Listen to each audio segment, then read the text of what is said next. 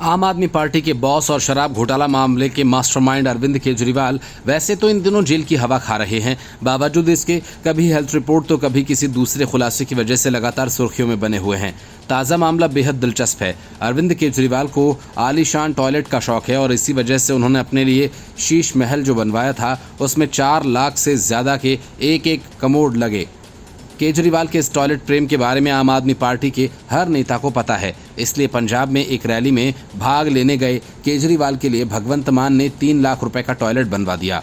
बड़ी बात यह कि 3 लाख रुपए के इस टॉयलेट का निर्माण महज कुछ घंटों के इस्तेमाल के लिए किया गया और इन 1-2 घंटों में केजरीवाल ने 1 या 2 बार टॉयलेट का इस्तेमाल किया होगा।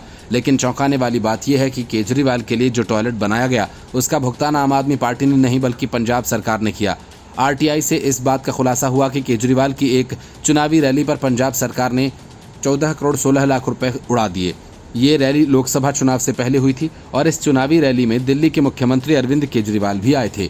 लोकसभा चुनाव को लेकर बठिंडा की मोड़ मंडी में दिल्ली के मुख्यमंत्री अरविंद केजरीवाल और पंजाब के मुख्यमंत्री भगवंत मान की तरफ से की गई रैली पर पंजाब सरकार ने 4 करोड़ 16 लाख रुपए खर्च किए। बठिंडा निवासी राजन ने यह आरटीआई लगाई थी। राजन ने बताया कि मौड़ मंडी में रैली के लिए मुख्यमंत्री केजरीवाल के लिए एक वीवीआईपी शौचालय बनाया गया जिस पर 3 लाख रुपए का खर्च आया। इसके अलावा मीडिया और वीवीआईपी को खाना खिलाया गया था और उस पर 16 लाख रुपए खर्च हुए। इस आलीशान लंच पर केजरीवाल की पसंद के लजीज व्यंजन परोसे गए जिस पर 16 लाख रुपए का खर्च आया। राजन ने बताया कि इतना ही एक दिन का इंटरनेट चलाने के लिए भी सरकार ने 3 लाख रुपए से अधिक रुपए खर्च कर डाले।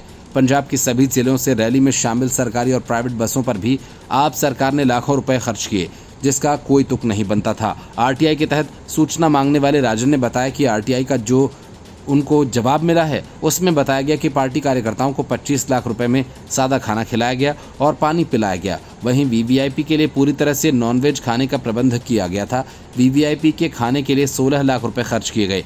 राजन ने बताया कि आरटीआई की सूचना में बताया गया कि हेलीपैड और पार्किंग व्यवस्था के लिए 23 एकड़ जगह को जिला प्रशासन ने कवर किया था और इस जमीन पर खड़ी फसल को पूरी तरह से तबाह कर दिया गया था और इसके बाद जमीन मालिक को 5 लाख रुपए मुआवजा राशि जारी कर दी गई। राजन ने सवाल उठाया कि कुदरती आफत से बर्बाद हुई फसल के पीड़ित किसानों को अभी तक पूरी तरह से मुआवजा नहीं मिला, लेकिन मुख्यमंत्री मान ने अपनी रैली और केजरीवाल को खुश करने के लिए 4 करोड़ 16 लाख रुपए तक खर्च कर दिए। राजन ने कहा कि दिल्ली और पंजाब के सत्ता हासिल करने के लिए केजरीवाल और भगवंत मान ने शहीद भगत सिंह के नाम का इस्तेमाल किया। सत्ता में आने से पहले केजरीवाल और भगवंत मान अपने आप को आम घरों के बच्चे बताते थे, लेकिन जैसे ही दोनों मुख्यमंत्री बने पिछले वीवीआईपी को भी पीछे छोड़ते हुए बड़े वीवीआईपी बन गए। राजन ने आरोप लगाया कि केजरीवाल और भगवंत मान दोनों ही स्टेज से लोगों के सामने इमोशनल बातें करके उनका वोट प्राप्त करने के बाद सरकार बनते ही उन्हीं वोटर्स को भूल जाते हैं। पंजाब की तरह अब हरियाणा में भगवंत मान केजरीवाल की पत्नी पंजाब का खजाना लुटा रहे हैं और इससे पंजाब और कर्ज में डूबता जा रहा है।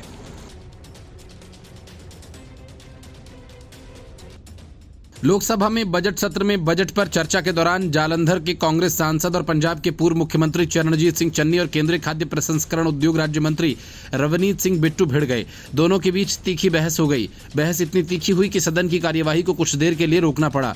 चरणजीत सिंह चन्नी ने बिट्टू पर कांग्रेस के साथ गद्दारी का आरोप लगाया, जिस पर बिट्टू ने चन्नी को सबसे भ्रष्ट सांसद करार दिया। चन्नी के आरोपों पर भड़के रवनीत बिट्टू ने कहा कि मेरे दादा बेअंत सिंह जी ने देश के लिए कुर्बानी दी थी, कांग्रेस के लिए नहीं, और ये चन्नी अपनी जायदाद पूछे और ये गरीबी की बात कर रहा है।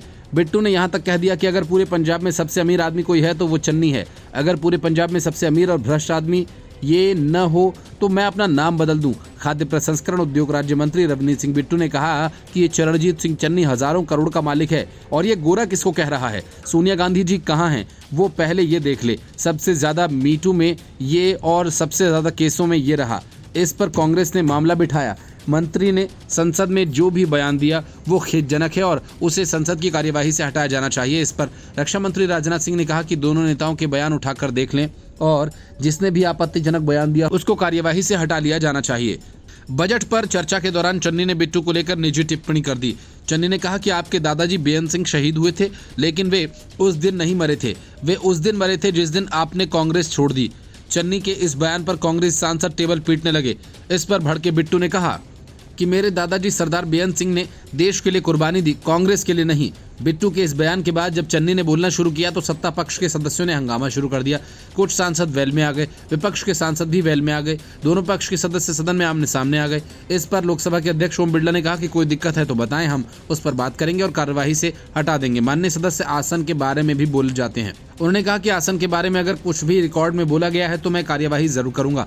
इससे पहले कांग्रेस सांसद चरणजीत सिंह चन्नी ने केंद्र सरकार की तुलना ईस्ट इंडिया कंपनी से करते हुए आरोप लगाया कि ये पहले सत्ता में आई और फिर उसके बाद सत्ता के माध्यम से अपने करीबी उद्योगपतियों का कब्जा सरकारी संपत्तियों पर किया जा रहा है। लोकसभा में वित्त वर्ष 2024-25 के केंद्रीय बजट पर चर्चा में हिस्सा लेते हुए जालंधर से सांसद पंजाब के पूर्व मुख्यमंत्री चन्नी ने यह आरोप भी लगाया, इस बजट में सरकार बचाने की फिक्र दिखाई देती है और ये देश बचाने वाला नहीं बल्कि सरकार को बचाने वाला बजट है।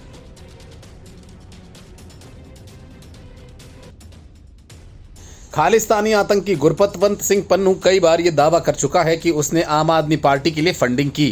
केजरीवाल पर खालिस्तानियों से साठगांठ रखने का आरोप कई बार पहले भी लग चुका है, लेकिन अब कांग्रेस का दिल भी खालिस्तानियों के लिए उखड़ने लगा है। इसका ताज़ा नमूना लोकसभा में दिखा, जहां कांग्रेस सांसद चरणजीत सिंह चन्नी ने अमृतपाल के लिए बैटिंग की और इसके ठीक एक दिन पहले राहुल गांधी ने किसान नेताओं के साथ मीटिंग की थी। उस वक्त भी चन्नी वहां मौजूद थे। सवाल ये कि ट्रैक्टर और आलियों के बख्तरबंद गाड़ियों और टैंकों में तब्दील हो चुके किसानों और खालिस्तानियों का कॉकटेल बनाकर राहुल गांधी कौन सा खेल करने की सोच रहे हैं। चरणजीत सिंह चन्नी जालंधर से जीतकर सांसद बने, वहीं अमृतपाल सिंह खडूर साहिब लोकसभा क्षेत्र से जीत चुके हैं। अमृतपाल सिंह ने वहां से कांग्रेस, भाजपा, आम आदमी पार्टी और अकाली दल जैसी 4 बड़ी पार्टियों को हराया। वे फिलहाल असम के डिब्रूगढ़ जेल में बंद हैं। फिलहाल संसद का बजट सत्र चल रहा है। चरणजीत सिंह चन्नी ने लोकसभा में खड़े होकर बजट पर अपनी बात रखने के लिए अपनी और पार्टी के खालिस्तानियों को सोच को लेकर सबके सामने रखा। जाहिर है चन्नी ने ये सब बातें बिना राहुल गांधी की इजाज़त के नहीं कही होंगी। चन्नी ने जिस अंदाज में खालिस्तानी अमृतपाल के लिए आंसू संसद में टपकाए, वो कांग्रेस की किसी बड़ी साजिश की तरफ इशारा करने के लिए काफ़ी है। इस दौरान उन्होंने केंद्र सरकार पर किसानों के साथ धोखेबाजी का भी आरोप लगाया। इस पर केंद्रीय वाणिज्य एवं उद्योग मंत्री पीयूष गोयल ने उन पर गलत बातें बोलकर भ्रमित करने का आरोप लगाया। उन्होंने आरोप लगाया कि पूंजीपतियों के कर्ज माफ किए जा रहे हैं जबकि किसानों के नहीं। उन्होंने आरोप लगाया कि धरने पर बैठने के कारण 4 किसानों पर NSA लगाया गया। चरणजीत सिंह चन्नी ने इस दौरान अमृतपाल सिंह को लेकर कहा कि 20 लाख लोगों द्वारा उसे सांसद चुना गया। खडूर साहिब लोकसभा क्षेत्र से उसे 4,04,000 वोट पड़े। कुल पोलिंग 10,47,000 हुई। चरणजीत सिंह चन्नी ने कहा कि NSA लगाकर अमृतपाल सिंह को अंदर रखा गया। वो अपने संसदीय क्षेत्र के लोगों की बात यहाँ नहीं रख पा रहे। बकौल चन्नी से ये अभिव्यक्ति की आज़ादी के खिलाफ है। राहुल गांधी ने भी एक दिन पहले सिख किसान नेताओं से मुलाकात की थी। पहले उन्होंने आरोप लगाया था कि सरकार किसानों को संसद में उनसे मिलने के लिए नहीं आने दे रही और ये सब चन्नी ने अमृतपाल का समर्थन किया है। वो अमृतपाल सिंह की गिरफ्तारी को आपातकाल बता रहे हैं और हाल ही में अमृतपाल का भाई हरप्रीत और उसके दोस्त लवप्रीत ड्रग्स के साथ धरे गए। अमृतपाल ने भारत के खिलाफ युद्ध छेड़ रखा था। वो पंजाब को खंडित करने की बातें करता था। Bureau report, news of India. Mamata Banerjee अब तक गुपचुप तरीके से बांग्लादेशियों को अवैध तरीके से पश्चिम बंगाल में रहने का मौका दे रही थीं, ताकि उनका वोट बैंक मजबूत बना रहे और उनकी सत्ता बरकरार रहे। इसका सबसे बड़ा सबूत बंगाल में जिलों में हुए डेमोग्राफिक बदलाव से सामने आया। लेकिन अब यही काम ममता बनर्जी खुलेआम करने का ऐलान कर चुकी हैं, जिससे भारत क्या बांग्लादेश तक में खलबली मच गई। किसी विस्थापित समूह या व्यक्ति को देश में शरण देने का अधिकार केंद्र सरकार का है। केंद्र सरकार ही इस बात का फैसला कर सकती है कि किसे वो देश में शरण दे और किसे नहीं। लेकिन ममता बनर्जी ने हाल ही में ये कह डाला कि अगर बांग्लादेश से लोग आते हैं तो वो उन्हें रहने के लिए घर देंगी। ममता बनर्जी का ये बयान एक तरह से बांग्लादेश में रह रहे आतंकियों और असामाजिक लोगों को खुला न्योता है कि वे भारत में आएं और बंगाल में रहें। ममता बनर्जी के इस बयान के बाद बांग्लादेश के विदेश मंत्री ने बनर्जी की घोषणा को आतंकवादियों की मदद करने वाला बताया। तृणमूल कांग्रेस सुप्रीमो ने कहा था कि उनकी सरकार हिंसा का शिकार बांग्लादेशियों को घर देगी।